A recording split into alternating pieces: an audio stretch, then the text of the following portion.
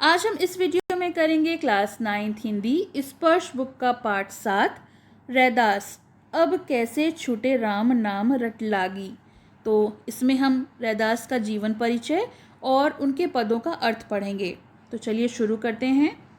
रैदास नाम से विख्यात यानी प्रसिद्ध संत रविदास का जन्म सन 1388 में हुआ था और उनकी मृत्यु सन 1518 में बनारस में हुई ऐसा माना जाता है। इनकी ख्याति से प्रभावित होकर, ख्याति यानी प्रसिद्धि, सिकंदर लोदी ने भी इन्हें दिल्ली आने का निमंत्रण दिया था, इनको दिल्ली बुलवाया था। मध्ययुगीन साधकों में रैदास का एक विशिष्ट स्थान है। कबीर की तरह रैदास भी संत कोटि के कवियों में गिने जाते हैं। मूर्ति पूजा, तीर्थ यात्रा जैसे दिखावों में रैदास को जरा भी विश्वास नहीं था। यह व्यक्ति की आंतरिक भावनाओं और आपसी भाईचारे को ही वह अपना सच्चा धर्म मानते थे। रैदास ने अपनी काव्य रचनाओं को सरल, व्यवहारिक ब्रज भाषा का प्रयोग किया है, जिसमें अवधी, राजस्थानी, खड़ी बोली और उर्दू फारसी के शब्दों का भी मिश्रण है। रैदास को उपमा और रूपक अलंकार विशेष प्रिय रहे हैं। सीधे सादे पदों में संत कवि ने हृदय के भावों को बड़ी सरलता और सफाई से प्रकट किया है। इनका आत्मनिवेदन, दैन्य भाव और सहज भक्ति पाठक यानी पढ़ने वाले के हृदय को उद्वेलित करते हैं। रैदास की 40 पद सिखों के पवित्र धर्म ग्रंथ गुरु ग्रंथ साहिब में सम्मिलित हैं, यानी इनके जो पद हैं वो गुरु ग्रंथ साहिब धर्म ग्रंथ जो है उसमें लिखे हुए हैं। यहाँ रैदास के 2 पद लिए गए हैं। पहले पद में प्रभु जी तुम चंदन हम पानी में कवि अपने आराध्य को, अपनी पूजा को याद करते हुए उनसे अपनी तुलना करता है। उसका प्रभु बाहर कहीं किसी मंदिर या मस्जिद में नहीं है, बल्कि उसकी अंतरात्मा में है और सदा विद्यमान है। यही नहीं, वह हर हाल में, हर काल में उससे श्रेष्ठ और सद्गुण संपन्न है। इसीलिए तो कवि को उन जैसा बनने की प्रेरणा मिलती है।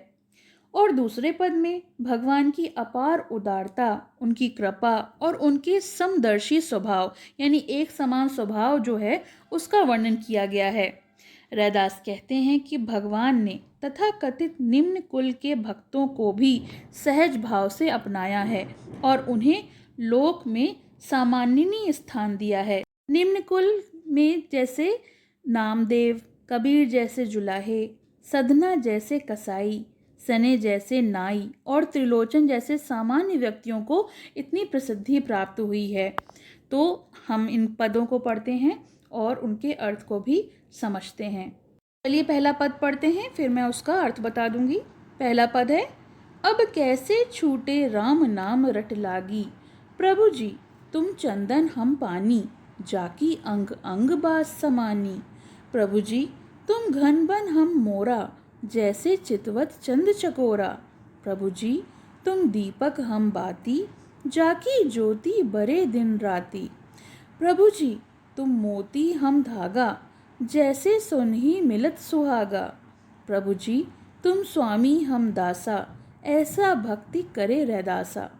तो पहली पंक्ति में ही कवि रैदास जी इन पंक्तियों में अपने भक्ति भाव का वर्णन करते हुए ये कहते हैं कि जिस तरह से प्रकृति में बहुत सारी चीज़ें एक दूसरे से जुड़ी रहती हैं, ठीक उसी प्रकार एक भक्त अपने भगवान से जुड़ा हुआ होता है। उन्होंने प्रथम पंक्ति में ही राम नाम का गुणगान किया है कि अब कैसे छूटे राम नाम रट लागी, और गुणगान करते हुए वो बताते हैं कि अगर एक बार राम नाम रटने की लत लग जाए तो वो फिर कभी छूट नहीं सकती। उनके अनुसार एक भक्त अपने भगवान से चंदन की लकड़ी तथा पानी की तरह होता है। प्रभु जी तुम चंदन हम पानी, जाकी अंग अंग बास समानी, यानी जब चंदन की लकड़ी को पानी में डालकर छोड़ दिया जाता है तो उसकी सुगंध, उसकी खुशबू जो है पानी में फैल जाती है। ठीक उसी प्रकार भगवान भी अपनी सुगंध भक्त के मन में छोड़ देते हैं। भक्त के मन में भगवान की महक भर जाती है, जिसे सूंघकर भक्त सदा प्रभु भक्ति में लीन हो जाता है, मग्न हो जाता है। आगे कहते हैं, प्रभु जी तुम घन बन, हम मोरा, जैसे चितवत चंद चकोरा। घन होते हैं बादल, चितवत होता है देखना, चकोर एक प्रकार का पक्षी है, तीतर की जाति का, जो चंद्रमा का परम प्रेमी माना जाता है।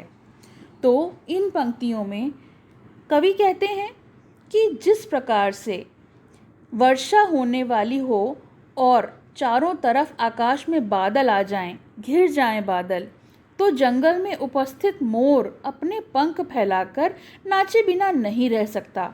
ठीक उसी प्रकार एक भक्त राम नाम के लिए बिना नहीं रह सकता। अगर भगवान की भक्ति आप कर रहे हो तो आप भगवान का नाम लिए बिना नहीं रह सकते।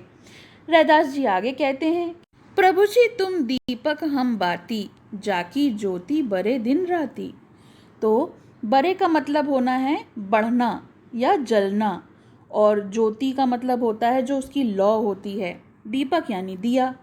तो प्रस्तुत पंक्ति में कवि आगे कहते हैं कि जिस प्रकार से जो दीपक होता है और उसकी जो ज्योति होती है वो जलती रहती है, वैसे ही एक भक्त भी प्रभु की भक्ति में जलकर सदा प्रज्वलित होता रहता है, क्योंकि उनका जो रिश्ता होता है एक दीपक से ज्योति की तरह होता है, जिसे अलग नहीं किया जा सकता। जिस प्रकार से दीपक ज्योति के बगैर अधूरा है और ज्योति दीपक के बगैर।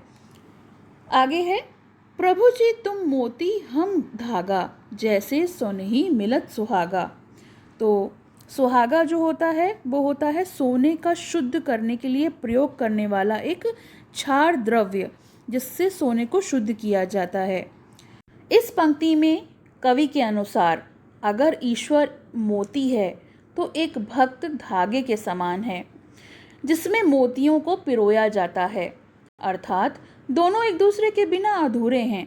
इसलिए कवि ने एक भक्त से भगवान के मिलन पर सोने पे सुहागा कहा है। रैदास की पद की इन पंक्तियों में उन्होंने अपनी भक्ति का वर्णन किया है। प्रभु जी तुम स्वामी हम दासा, ऐसी भक्ति करे रैदासा। और वो अपनी भक्ति का वर्णन करते हुए कहते हैं कि आप जो हैं वो हमारे स्वामी हैं, मैं एक दास हूँ और आप स्वामी हैं, और मैं आपसे अलग जुदा होकर नहीं रह सकता। अगला पद देखते हैं, दूसरा पद, ऐसी लाल तुझ बिनु कौनु करे, गरीब निवाजू गुसैया मेरे माथे छत्रु धरे, जाकी छोटी जगत कऊ लागे, ता परी तुही ढरे, निचहू उच्च करे मेरा गोविंदु काहू ते न डरे, नामदेव कबीरू तिलोचनु सधना सेनु तरे, कही रविदासु सुनहु रे, संत हूँ हरि जऊँ ते सभे सरे।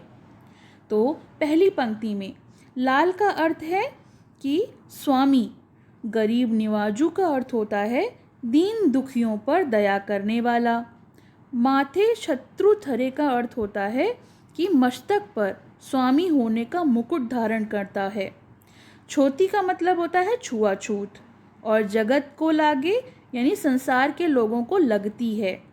हरि जी का मतलब होता है हरि जी से।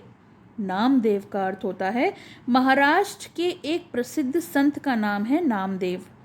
तिलोचनु का अर्थ है एक प्रसिद्ध वैष्णव आचार्य जो ज्ञानदेव और नामदेव के गुरु थे, यानी जो महाराष्ट्र के एक प्रसिद्ध संत हैं नामदेव, उनके गुरु का नाम है तिलोचनु।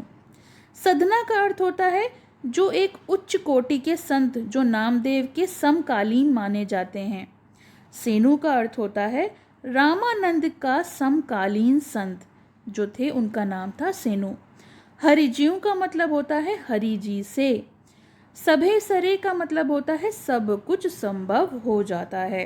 तो चलिए इन प्रस्तुत पंक्तियों का अर्थ देख लेते हैं। रैदास के पद की इस प्रस्तुत पंक्तियों में कवि ने प्रभु की कृपा एवं उनकी महिमा का वर्णन करते हुए कहा है कि इस संपूर्ण जगत में प्रभु से बड़ा कृपालु यानी कृपा करने वाला और कोई नहीं है। वो गरीबों को और दीन दुखियों को समान भाव से देखने वाले हैं, यानी उन्हें वो एक नज़र से समान समझते हैं। वे छूत अछूत में विश्वास नहीं करते हैं और मनुष्य मनुष्य के बीच में कोई भेदभाव नहीं करते। इसी कारणवश कवि को यह लग रहा है कि अछूत होने के बाद भी उन पर प्रभु की असीम कृपा है। निचहु ऊंच करे मेरा गोविंदु काहे तू न डरे। तो इन पंक्तियों से पता चल रहा है कि कवि खुद को नीच एवं अभागा मानते थे। उसके बाद भी प्रभु ने उनके ऊपर जो कृपा दिखाई थी, कवि उससे फूले नहीं समा रहे थे। बहुत अपने ऊपर उन्हें गर्व महसूस हो रहा था। प्रभु अपने भक्तों में भेदभाव नहीं करते हैं। वे सदैव अपने भक्तों को समान दृष्टि से देखते हैं। वे किसी से नहीं डरते और अपने सभी भक्तों पर एक समान कृपा करते हैं। और प्रभु के इसी गुण की वजह से नामदेव कबीरू त्रिलोचनु सदना सेनु तरे, कहीं रविदासु सुनहु रे संतहु हरिजऊ ते सभे सरे। तो यहाँ पर जो कवि रैदास जी हैं वो ये बताते हैं कि इसी कारण नामदेव, कबीर जैसे जुलाहे, सधना जैसे कसाई, सेन जैसे नाई एवं त्रिलोचन जैसे सामान्य व्यक्ति को इतनी ख्याति यानी प्रसिद्धि प्राप्त हुई। प्रभु की कृपा से उन्होंने इस संसार रूपी सागर को पार कर लिया।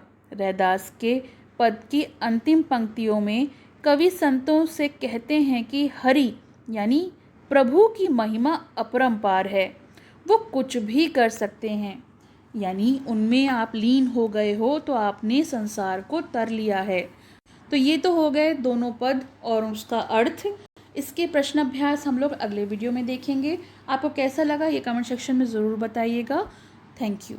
पसंद आया हो तो लाइक करें, शेयर करें और चैनल को सब्सक्राइब करें।